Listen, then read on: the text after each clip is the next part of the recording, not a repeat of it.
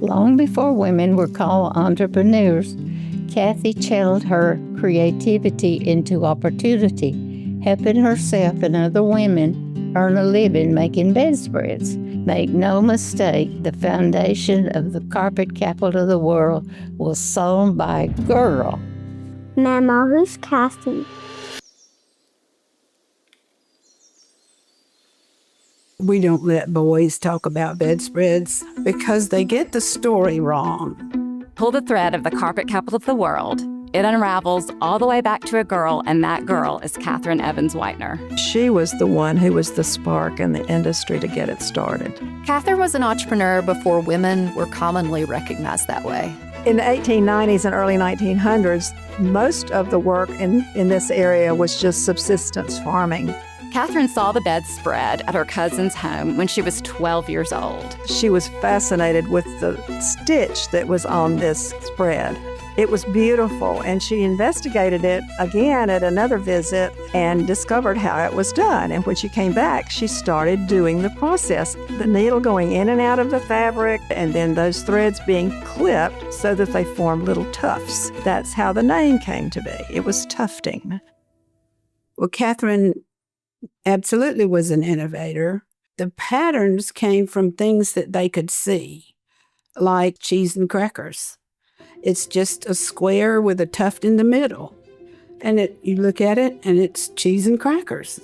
When people started seeing her spreads that she was making, it became very popular, and a number of ladies wanted to help with the business, and of course they wanted the income as well. The thread that runs through this whole story that is so important about her is what she did for her community, and in particular for other women.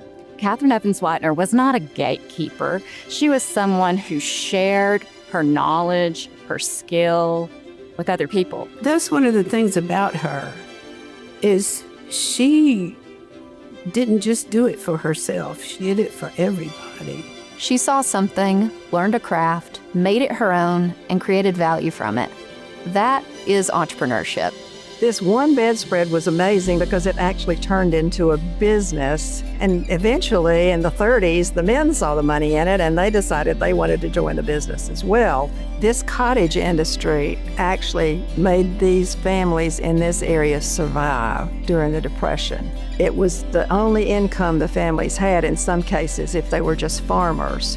So it was just a life-saving industry that happened. Some other women loved the fact that they could market these. So several women got involved in the business side of this along with Catherine Evans, and that's when it really began to scale. At about that time is when the single needle machine was made from an old Singer sewing machine. And so now they had a little bit of machinery. And after that, many other needles were added to those machines, and it became the lovely multiple colored spreads that we see now. The peacock made sense because you could use all the yarn left from other spreads and just throw them in the peacock. Using all the material is what made it so special, because it was useful and then colorful, and then it danced in the wind on the line. Machinery made a huge difference. Then the yarn started changing. In the late 30s and early 40s, nylon came to be. Then they started making rugs and wider rugs, and then it was wall-to-wall carpet. In the 50s and 60s, it mushroomed because tufting was a less expensive process, and so it was faster, it was more efficient, and it was beautiful. So the stitch that connects the hand-tufted bedspreads from 1895 to what happens in the modern carpet industry today, really the scale is different, but the basic idea is still there. What has changed is the speed, the technology, and the materials. What has stayed the same is the care it takes to make something beautiful and useful.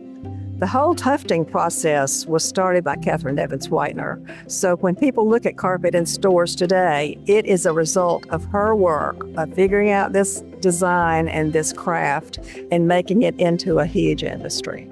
Well, it's truly a girl story. So that's what we want people to know. In elementary school classrooms, the place that most students hear a story is on a story rug. So I have always visualized young children sitting on the story rug and listening to Tufted and understanding that they are actually sitting on history. Catherine Evans started this industry and made a lot of things, but one of the things that she never made was excuses. What started as handiwork on a front porch grew into one of the most important manufacturing stories in Georgia.